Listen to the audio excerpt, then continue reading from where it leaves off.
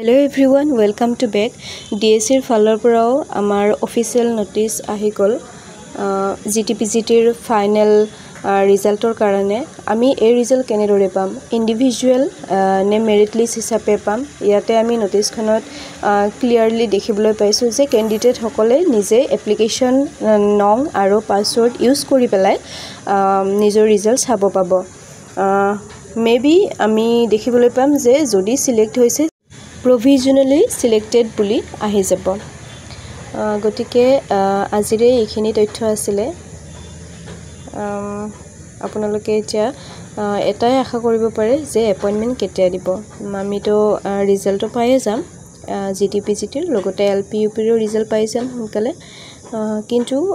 appointment যি 25-26 তাৰিখে দিয়া কথা আছিল